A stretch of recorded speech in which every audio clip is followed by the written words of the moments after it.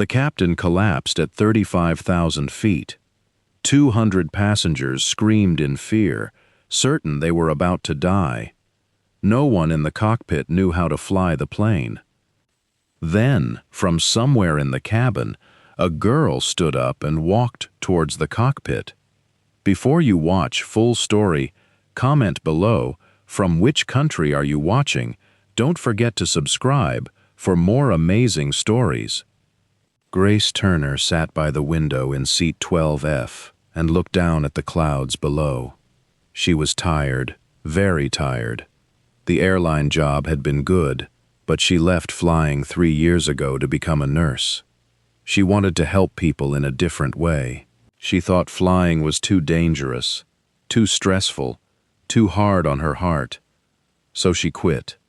She became a nurse at a hospital in Boston. She helped people every single day. She saved lives in the emergency room. She held people's hands when they were dying. She comforted families when bad news came. But every day, she missed flying. She missed the feeling of being high in the sky. She missed the responsibility of keeping people safe. She missed the purpose that flying gave her. She missed the feeling of power and control. She missed her friends who were pilots. She missed the challenges and the excitement. She missed the world that she had known. When her mother got sick with cancer, Grace took time off work. She flew to visit her mother in Florida. This flight was going to take 4 hours. 4 hours back to a world she thought she had left behind. 4 hours in an airplane. 4 hours remembering why she loved flying so much. 4 hours wondering if she had made a terrible mistake by quitting. The plane was a Boeing 737, medium size, carried 200 passengers. She knew this aircraft very well. She had flown this exact model for 9 years before she quit. She knew every system. She knew every emergency procedure. She knew how to land it. She knew how to handle problems. She knew it better than she knew her own house. But she had promised herself she would never fly again. Flying was in the past. Flying was dangerous. Flying had hurt her heart. She was sleeping when it started. Her head was against the window. Her eyes were closed. The cabin was quiet and dark.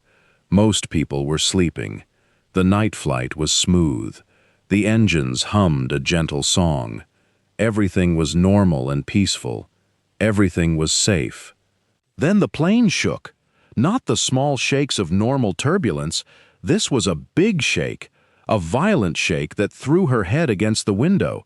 Grace's eyes opened immediately. She grabbed the armrest with both hands. Something was very wrong.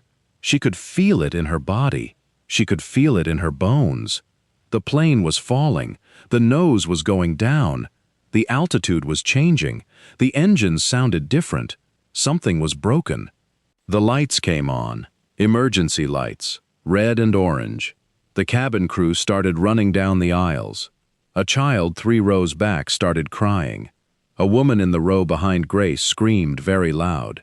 An old man put his hands over his face and started praying. A businessman stood up and asked what was happening. Nobody answered him because nobody knew. Grace looked at the altitude display on the seat screen in front of her.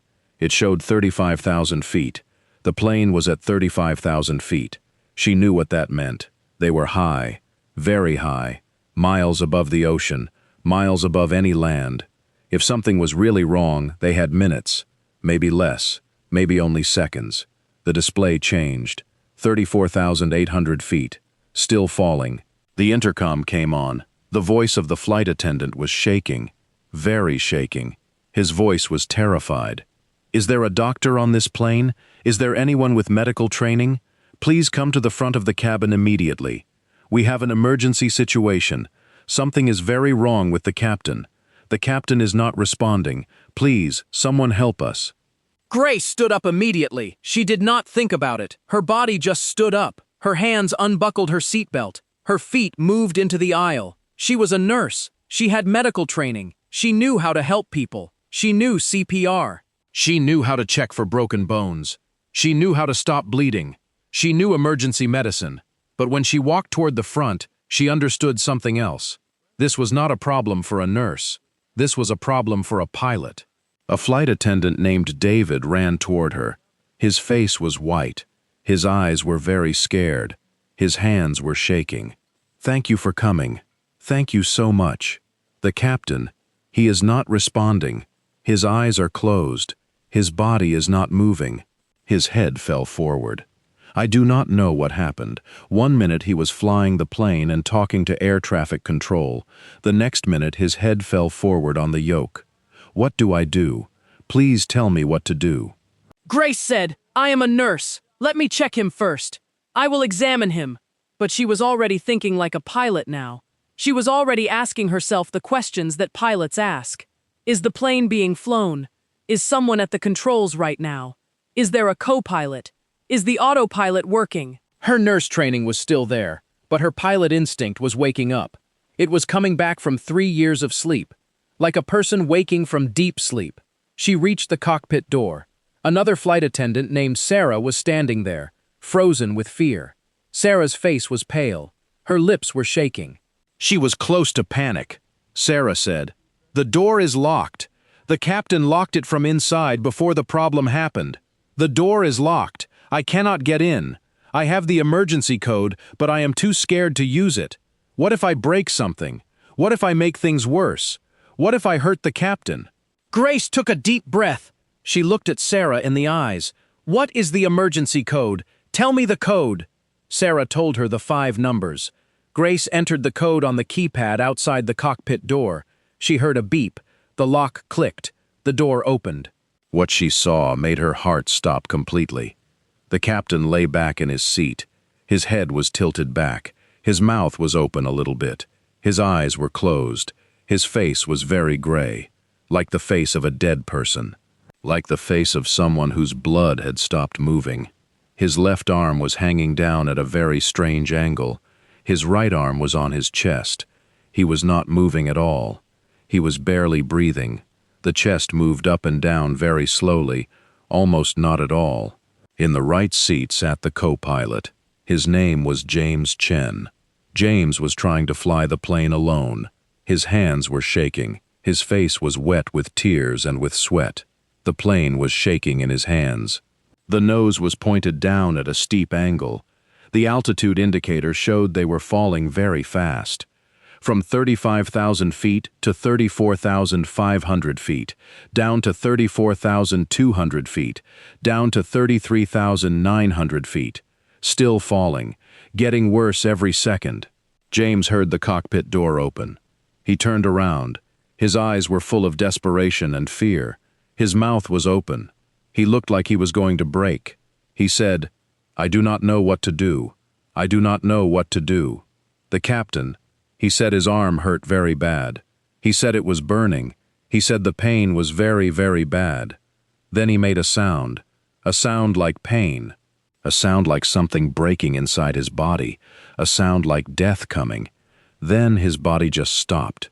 His eyes closed. His hands fell from the yoke. The plane started to fall. I was not ready. I am not ready to fly alone. I have only done this in the simulator. The simulator is not real. This is real. This is not a computer. This is life and death. What do I do? Grace looked at all the instruments on the panel. She looked at the autopilot. It was trying to keep the plane level, but it was failing. The plane was slowly descending, slowly falling. The numbers were going down. 34,400 feet, 34,300 feet, 34,200 feet. Still falling, getting faster. The plane was losing altitude at 1,000 feet per minute. At this rate, they would hit the ocean in 33 minutes. But the weather was getting worse. The winds were getting stronger. The plane was getting harder to control.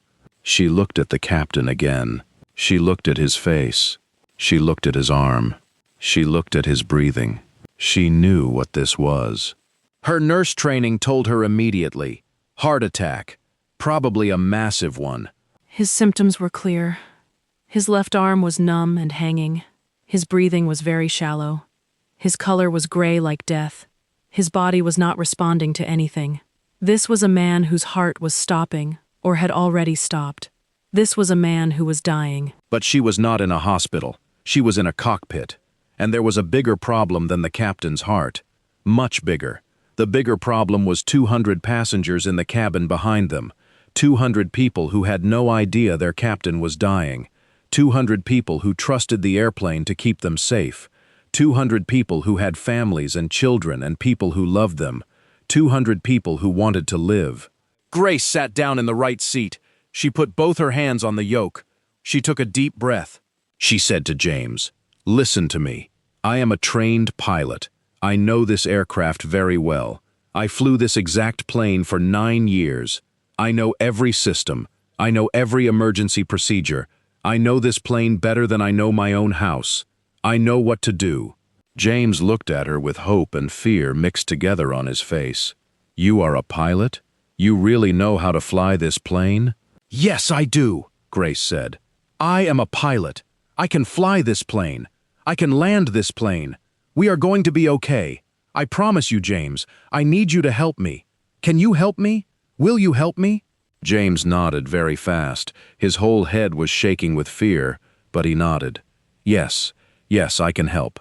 I will help. Tell me what to do. I will do anything. I will help you save this plane. I will help you save all these people." Grace pulled back on the yoke with both hands. The nose of the plane came up slowly. The descent slowed down. The altimeter stopped falling so fast. They were flying more level now, not going up, not going down, just flying level, stable. The numbers stopped falling so fast. 33,900 feet. The altitude was holding. She looked at every instrument carefully. Engine 1 was working. Engine 2 was working. Hydraulic pressure was good. Fuel was good. Electric system was good. All the important systems were working. Everything was working. The only thing that was broken was the pilot. The only thing that was wrong was the man in the left seat who was having a heart attack. Grace picked up the radio microphone with her right hand. Her voice was very calm. She had learned how to be calm in emergencies. She had learned this when she was a pilot. She learned it in training. She learned it through experience flying in bad weather and in emergencies. Stay calm, think clearly, help people, save lives. She spoke into the microphone. "Air traffic control, this is Flight 473. We have an emergency. The captain is unconscious. His heart, I think. I am a trained pilot. I am taking control of the aircraft. We need to divert to the nearest airport with a hospital. We need medical help now." There was a pause, a very long pause, maybe 5 seconds. It felt like 5 minutes. Then air traffic control came back. "Flight 473, confirm that a passenger is flying the aircraft. Repeat, confirm that a passenger is flying." "No, this is Captain Grace Turner," Grace said. "I am not a passenger. I am a licensed pilot. I have 9 years of experience flying this aircraft. I am a captain. I am qualified. I am taking control of this airplane now. And we need help. Now." Another pause. Longer this time. 10 seconds. 15 seconds. Then the air traffic controller said something. His voice was different now. It had respect in it. It had belief in it. It had trust in it. "Copy that, Flight 473. We are routing you to Charleston Airport, South Carolina. You are currently 180 miles away. We have medical personnel standing by at the airport. We have an ambulance ready. We are giving you landing vectors now." "Captain Turner, I want you to know that you are not alone. I am with you all the way. We are going to bring this plane home. We are going to save this plane. We are going to save all these people." Grace felt something inside her chest. It was not fear. It was not sadness. It was not doubt. It was purpose. It was the reason she became a pilot in the first place. Not for money, not for prestige. She became a pilot to do this, to help people when they needed help, to keep them safe when danger came. to fly planes and save lives. That was why she became a pilot. That was her real calling. She turned to James. "James, I need you to do something for me. I need you to check the captain. Feel his pulse on his neck. See if he is still breathing. Tell me everything you see. Tell me if anything changes. Can you do that for me?" James moved to the captain. He put his fingers on the captain's neck. He felt for the pulse. He watched the captain's chest. He said, "He is breathing. Very slowly. But he is breathing. His pulse is there. Very slow. Very weak. But there. He is alive." Good, Grace said. That is good. That is very good. Keep watching him. Keep your fingers on his pulse. If anything changes, tell me immediately. We are going to land this plane. We are going to save his life. We are going to save all 200 passengers. For the next 2 hours, Grace flew that plane like she had never stopped flying. Like those 3 years had never happened. Like she was born to do this. She talked to air traffic control every 5 minutes. Sometimes every 2 minutes. She told them about the captain's condition. She told them about the fuel. She told them about the weather ahead. She told them everything they needed to know. The air traffic controller's name was Robert. Robert was very good at his job. He was calm when she was calm. He was professional. His instructions were clear and easy to understand. He did not panic. He did not make mistakes. Grace understood why air traffic control was important. Robert was helping her. Robert was giving her information. Robert was keeping her safe. Robert was keeping all 200 passengers safe. As Grace flew, she began to understand something deep inside her. Flying was not just about her. Flying was not just about being brave. Flying was about everyone who was flying with her. Flying was about keeping people safe. Flying was about being responsible for other people's lives. Flying was about being brave when things were scary. Flying was about helping when people needed help. Flying was her life's purpose. The cabin crew was talking to the passengers. The flight attendant David was walking up and down the aisles. He was telling people that the situation was under control.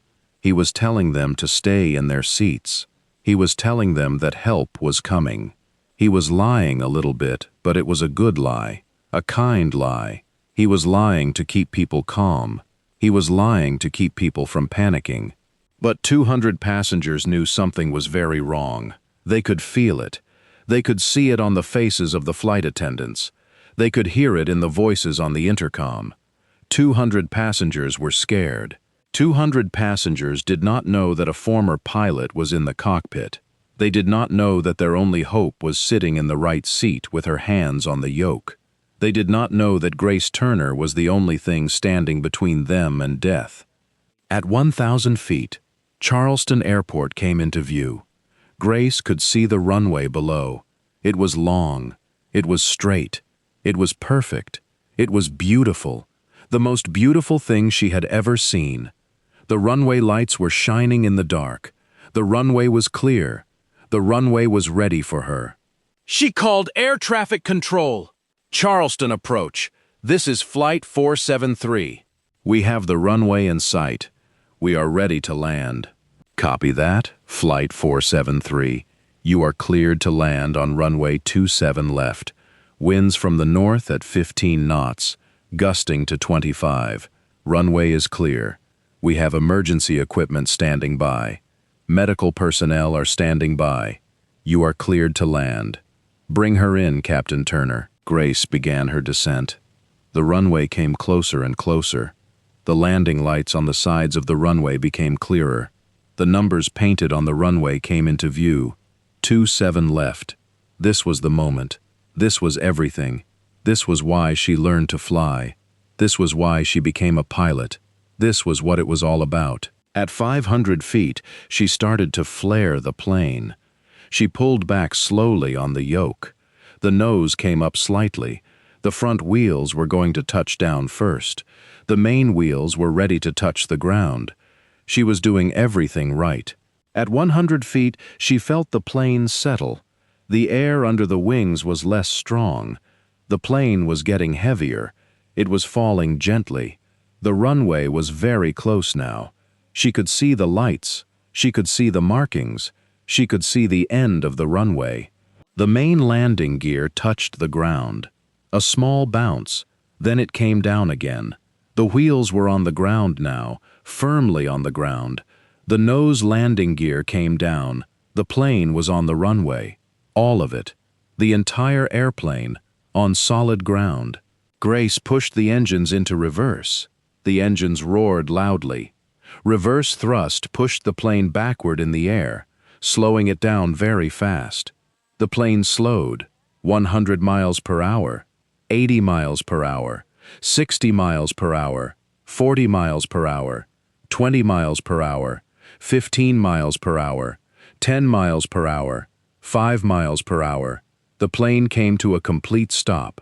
Grace turned off the engines. She took her hands off the yoke. She sat back in the seat. She was shaking now. Her hands were shaking. Her legs were shaking.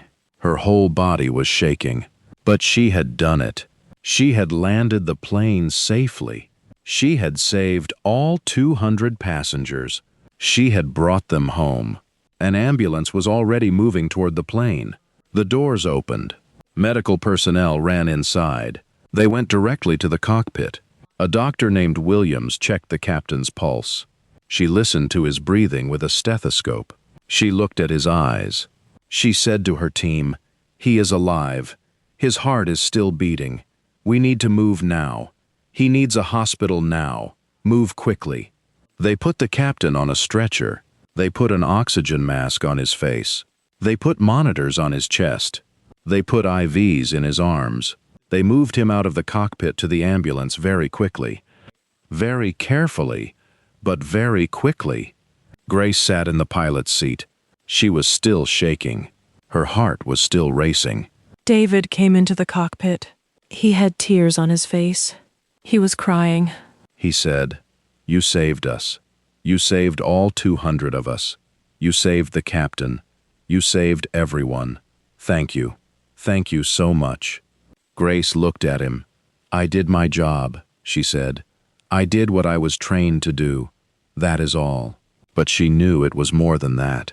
She knew that the moment the pilot collapses, she had made a choice. She had chosen to help. She had chosen to be brave. She had chosen to do the thing that scared her. She had chosen to go back to flying when she thought she would never fly again. In the cabin, the passengers did not understand what had happened at first.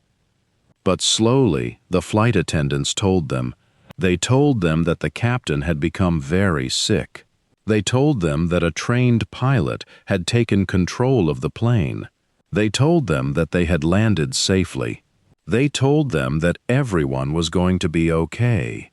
They told them about Grace Turner.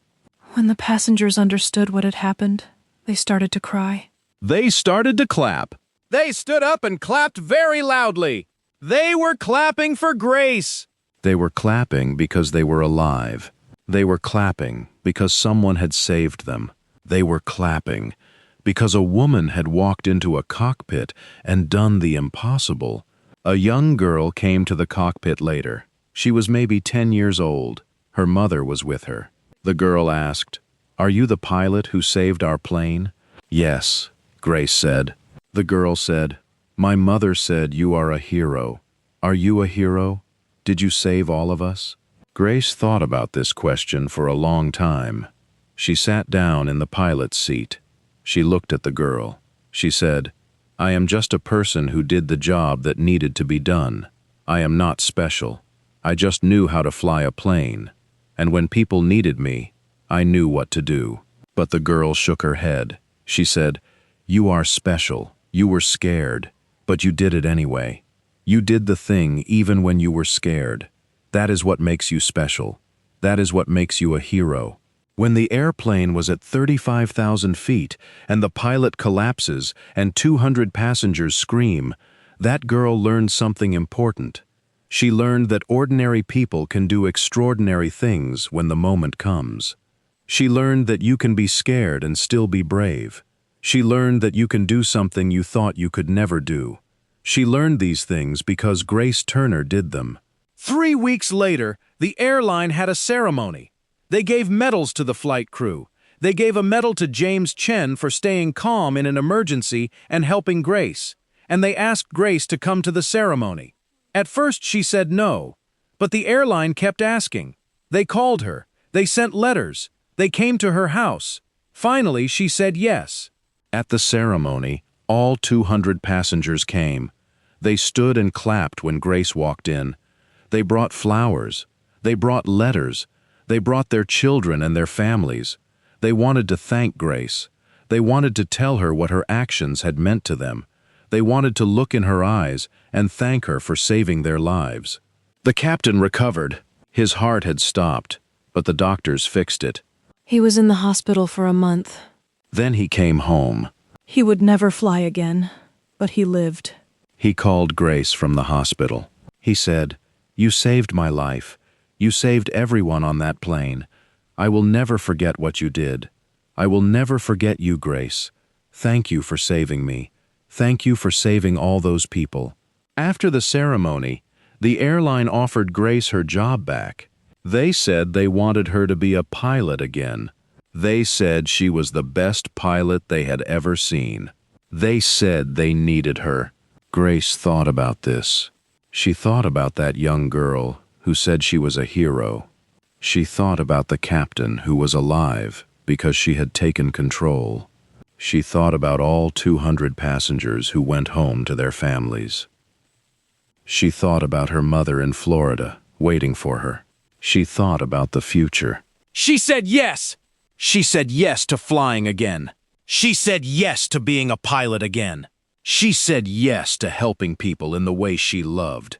She said yes to her life's purpose. She never forgot the day that she walked into the cockpit. She never forgot the feeling of taking control.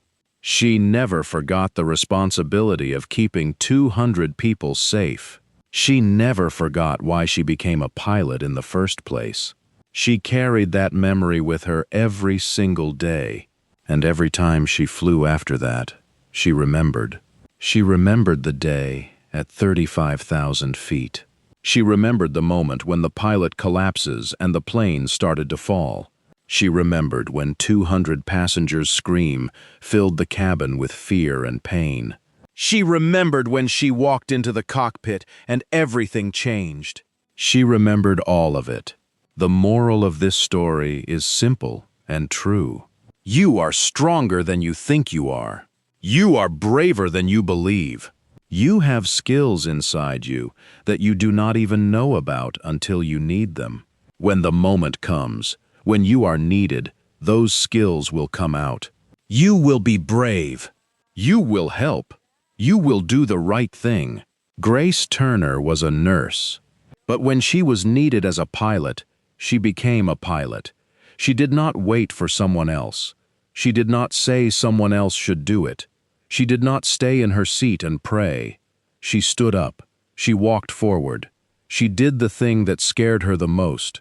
And because she did that, 200 people are alive today. And that makes all the difference. That makes her story important. That makes her a hero.